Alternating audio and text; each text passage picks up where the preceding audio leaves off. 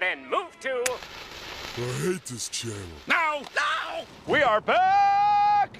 We are back! West Coast team like Oregon is winning the big games last few seasons, dropped so many ranking spots when they lose a regular season. Because you lost to Auburn! You lost to Auburn on a fluke! That's why. Because we can't trust you. That's why. Because when Oregon goes into the Fiesta Bowl, they get ran by Iowa State, who lost to Louisiana, because we can't trust you. Like, I had to do my post top 25 spring, right? And I'm looking at Oregon, I'm going, which game is it? Is it Ohio State? Because I think nobody's going to get mad about that one. But, like, if y'all mess around and lose to Oregon State in what used to be called the Civil War, how are we going to feel about that? Like for real. How are we supposed to rank you highly when you are dropping those games? You can't drop those games, man. You got to win those games. That's why. I want Oregon to be good because I want the West Coast to matter. I want the Pac-12 to matter. The last Pac-12 team to make the college football playoff is Washington. Many people can't even tell me who the quarterback was. It's Jake Browning. The last Pac-12 team to play in a national title game is Oregon. But that was when Marcus Mariota was quarterback, and we talking about like a Chip Kelly offense. Come on, man. The last Pac-12 team to win a national championship is Pete Carroll's USC. Like, what do you... Come on now. What? Bro, I'm out, man. It's Lackavelli. We back. Another episode. I got my boy B-Stro with me. What's going on? All his handles be at the bottom. You can go ahead and introduce yourself. But all his info for y'all to follow him will be at the bottom in the description link. Yo, I go by the name of B-Stro. People know me as an Oregon fanatic. I rep everything Oregon, from football to basketball to baseball to softball.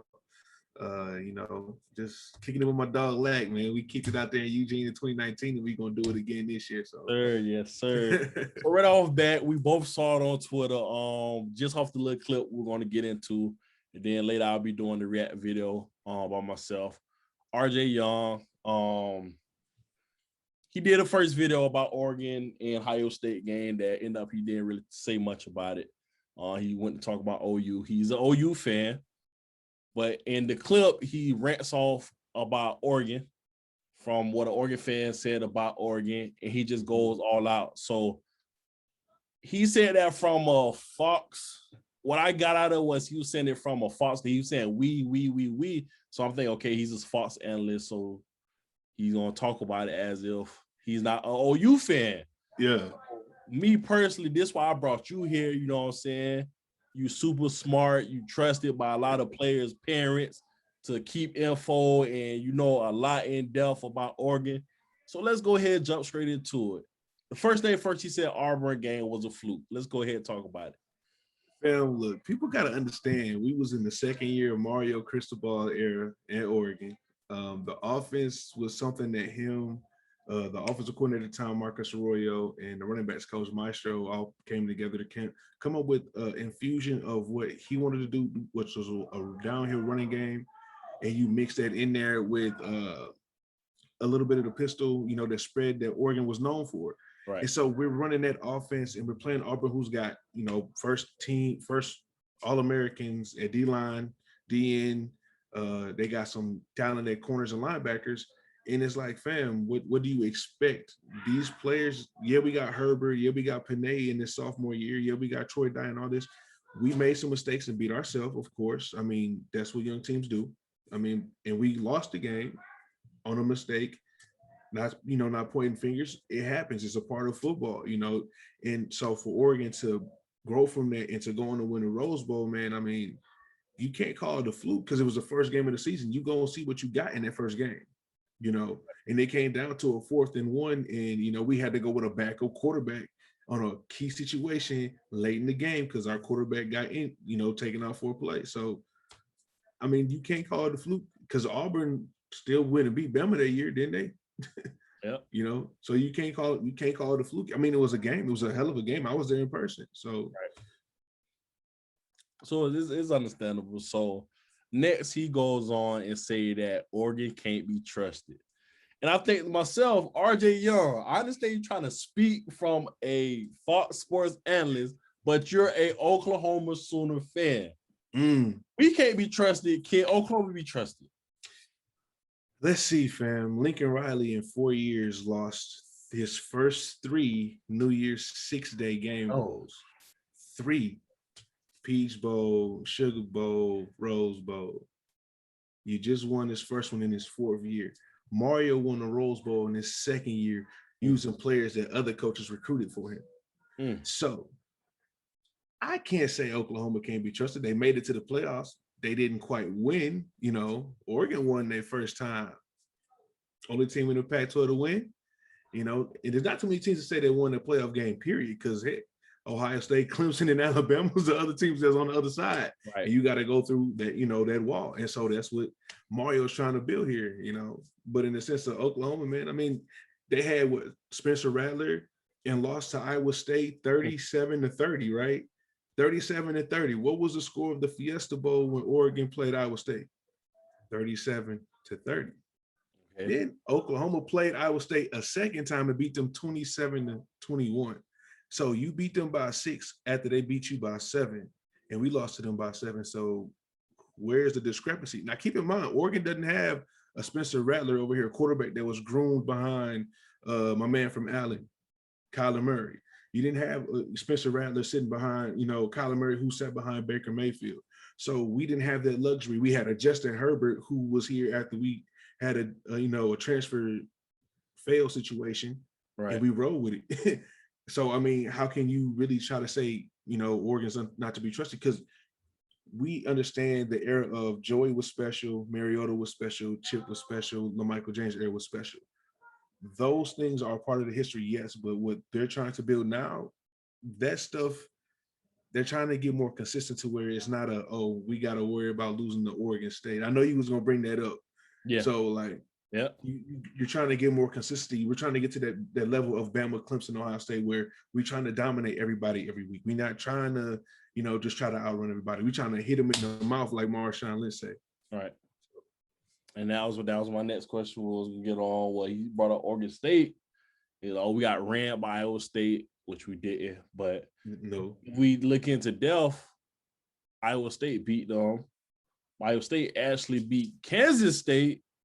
That Kansas State beat Spencer Rattler and Iowa State. Weeks. Huh? Back-to-back weeks. Back-to-back weeks, correct. And they beat Kansas State 45-0. So if you talk about dropping games, but we lose to a rival, which was Civil War, of course.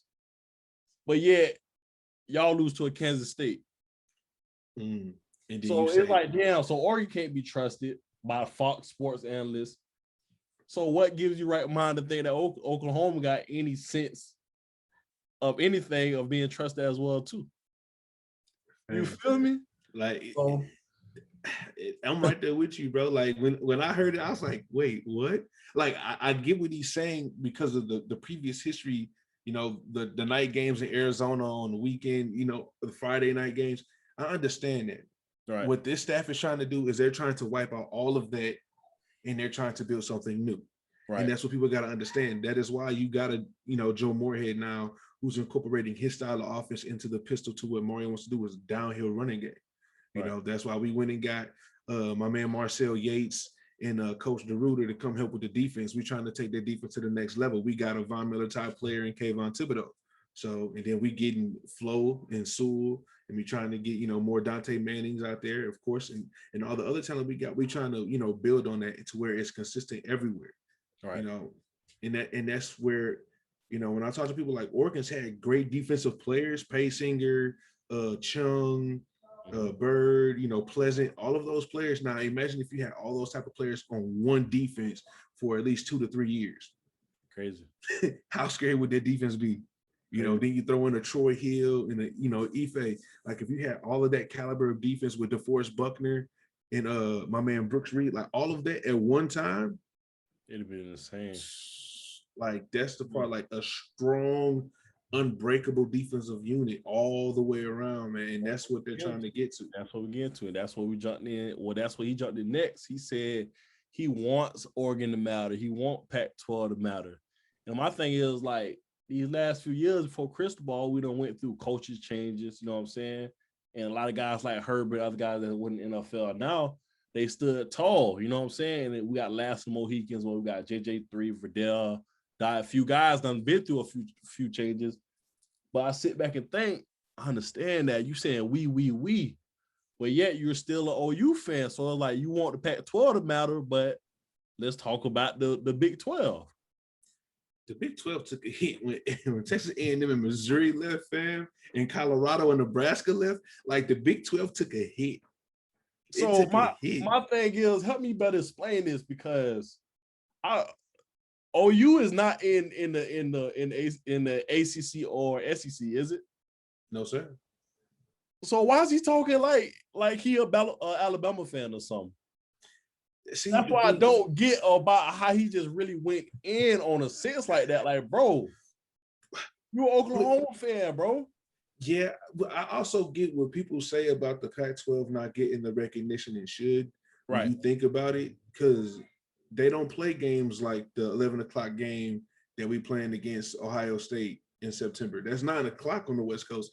I experienced that. Matter of fact, the day I was in Oregon to go to an Oregon Duck game was the day that Oklahoma lost to Kansas State at Kansas State with my man Jalen Hurts at quarterback. Right. And they were playing at 9 o'clock on the West Coast. So if more teams in the Pac-12 are willing to take that chance to play a 9 o'clock game on the East Coast or go to, Texas or Oklahoma, right? Hell, step out your comfort zone. If they don't want to come to you, go to them. Go knock on their door and whoop their ass. Excuse my French. Like that. And hell, Oregon finna play Georgia in Atlanta next year. Go to their house, knock on their door, kick their ass. Right. Like that's the mentality. I'm not saying that's what we're gonna do, but that's the mentality to have. Especially if you want to give respect, you gotta earn it. So if they're not gonna give it to you, go get it. That's real. But at the same time, fam, the last time the Pac-12 had a national championship game was Oregon. The last time the Pac-12 had a national championship was USC. Yep. Other than that, the Pac-12 win a Rose Bowl, they win an Orange Bowl, maybe a Sugar Bowl. They'll win a bowl game, but they're not up there battling Clemson, Alabama, Miami. They're not doing that consistently now. And so that's what, I get what they're saying with that, but that also means that the coaches on the West Coast got to also step it up in the recruiting aspect. True. Because those players that's leaving the West Coast to go to Alabama, to go to Oklahoma, to go to Michigan, why the hell is a kid from California going to Michigan to play football? Yeah. You're going to go from the sunniest side of Cali to 25 degrees and 12 feet of snow. I'm telling you, I'm from Michigan. Yeah. I'm telling you. Yeah. I grew up by Notre Dame, fam. It's kids I've seen from California. Jimmy Clausen left Thousand Oaks, the same school Kayvon Thibodeau went to Notre Dame. Right. For Charlie Weiss. Like, they gotta do better and do more to keep those kids. I would rather see kids that go to Utah, UCLA, go to Arizona State. I like Herm Edwards. I actually think Arizona State might be the sleeper in the Pac-12 this year because their quarterback's a third-year starter. They have some talent on defense and they have some talent on offense. They just got to go out there and they got to execute. They've beaten themselves, but hell, they took USC in the first game of the season to the brink. Yeah. So, I mean, and that too, you know what I'm saying? And I'm gonna save all the shots for myself once I do rap video. He went in talking about USC's building a monster program. This and that. Fam, I saw that. No. Like, I saw that. I saw that, bro. Go ahead, bro. Like it's like you don't like Oregon, like for some reason. You know what I'm saying? I could be wrong, but you could see the thing is though, also, fam, is it's like I was talking to somebody. It's certain teams and certain conferences. When that team is doing well, the whole conference does well. When Florida State is eating, the whole ACC eat. Right. When USC eat, the whole Pac-12 eat. When Texas or Oklahoma eat, the whole Big 12 eat. When Ohio State and Michigan eating in the Big 10, they all eating. Like you still have those, those scroungers, SEC. When the SEC, you luckily enough to have Tennessee, Georgia, Alabama, Florida, LSU. Who else can kick it in the SEC?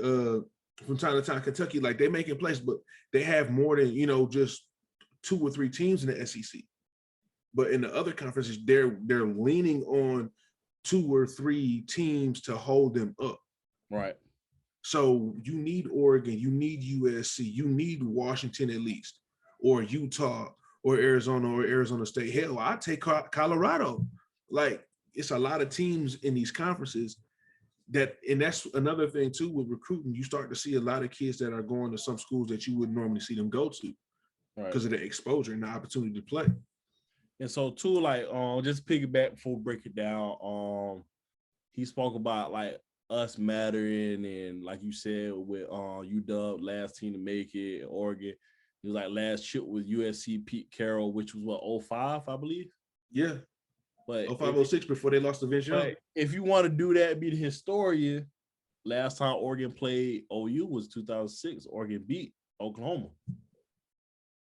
So let's go ahead and jump a little bit more to it before I break it down. He also said something that really grabbed my attention was the Ohio State game. He said nobody really don't care if we lose to Ohio State. But like you said, he want us to matter and whatnot. But looking at their schedule, we got Ohio State, right? Yep. Their first 3 games is Tulane, WCU, I don't know who that is, then Nebraska.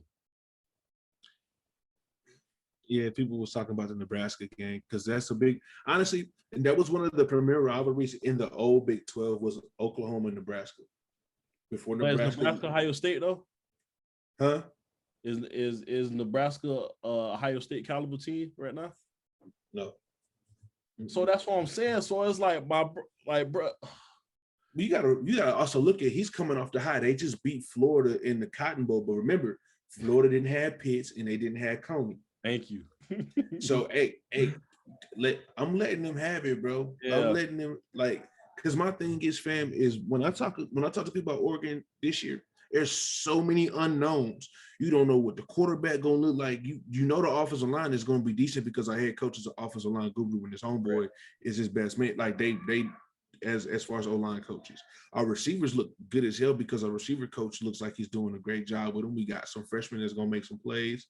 We got one coming in that ain't nobody seen play yet, other than the other 3 we've seen in the spring game. Tight ends, I'm telling you now, DJ Johnson could be an All-American first team in Coach Moorhead's offense. Look at DJ Johnson. My man ran a 4.5 in Miami, and that was a defensive end win, 270? Yeah. He's 260 now. So in that offense with Coach Moorhead, think of Moyaki that played for the Dolphins. So we got a threat at tight end. We got threats to receiver. Quarterback play, fam. I don't need my quarterback to go out there and be a superstar. Right. I need my quarterback to make sure that my team executes. If we execute the way we're supposed to execute, everything will fall into place. The player execute itself and we can score, we can get a first down. That's true. Like everybody talking about, we want Ty, we want Ashford. Ashford reminds me of Dennis Dixon 1. I've been saying that since day one. That dude got the athletic ability. Dennis Dixon is what brought me to Oregon. I speak to the man on Instagram. He knows this. So Ashford gives me Dennis Dixon's vibes. Ty Thompson is a hell of a talent. He's a freshman. Why do you want to rush a freshman into starting as a quarterback if you're trying to win a national championship? Right.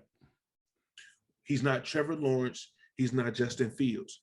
He's Ty Thompson. Let him be Ty Thompson. If Coach Cristobal says, look, I want you to learn the offense behind such and such for 1 year with Moorhead, let the man do that.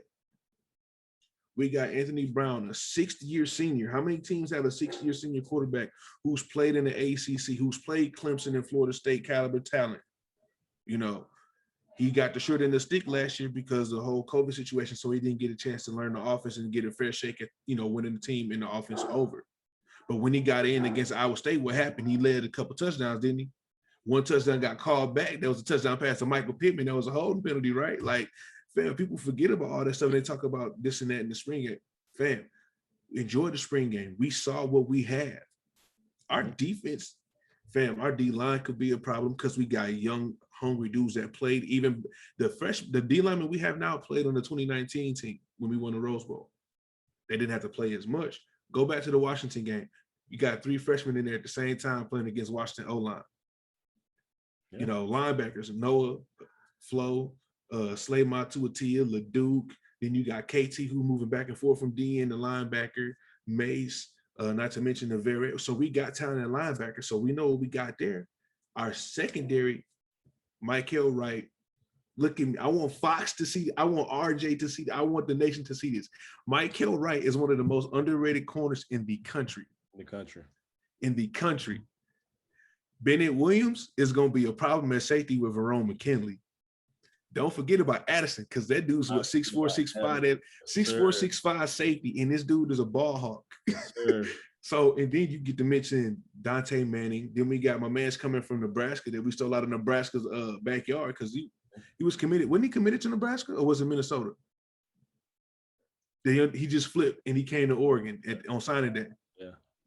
So like we got guys. Jamal Hill. That's another. He can play corner and safety. Shows, like my last video I did, we talked about Ohio State. He literally went through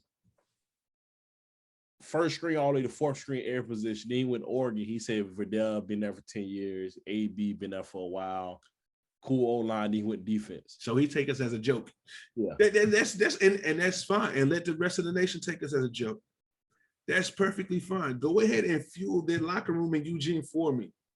Because if I could give them a speech on that day they play Ohio, I swear I will be in Columbus. If Mario Cristobal and Phil Knight and Mullins was to show up in Dallas, Texas to scoop me and fly me to Columbus to deliver a message to that squad, fam, they are literally the underdog going into Ohio State's house. Everybody is writing them off to lose this game, period. What do they got to lose? What do they got to lose to the entire nation in college football? What do they got to lose? They ranked, okay. Like it's set up to be a great day, fam. Like, and I'm just happy for the fact is they're gonna see. Because we know Mario can recruit. He did it at Bama. He's doing it at Oregon. He's got a staff that's able to connect with these young men, that bring young men in and make them want to play and be a Duck and to win it. How many kids get to say they won the first national championship for a college? That's true. They talk about writing their own history. Write your own history. Write your name in the history books as the first team in Oregon football history to win the national championship. You got a ring. You got your jacket. Excuse my ashy knuckles, man. Wash your hands. Stay safe out here. Like, but just being serious, like how many people can say that and you get to be a piece of history, bro? It's just glorious. Like. And everybody has their expectations, and that's why I haven't really said too much on Twitter about expectations because I don't have any. I expect them to be able to compete at a level of Ohio State and the Clemson and the Alabama. If not this year all the way, you're going to see at some point this year. Right. If it ain't the first two games, at some point this year, it's going to click to where it's like, oh my gosh, this is what they could really be. And they got more players coming in that want to be a part of it. And they're going to keep getting better because we got one of the top strength and conditioning programs in the nation. Coaches, Coach Phil, Flex Friday, so it's just a lot, man. And homie probably take us as a joke, and that's fine and dandy, fam. I mean, that's what people thought about Oklahoma's defense for years was a joke because hell, they had to outscore people. Didn't they lose to Texas in the Ellinger?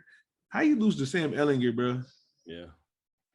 And then you had to go back and beat them. And then you lost to Iowa State. Then you had to go back and beat them. Yeah.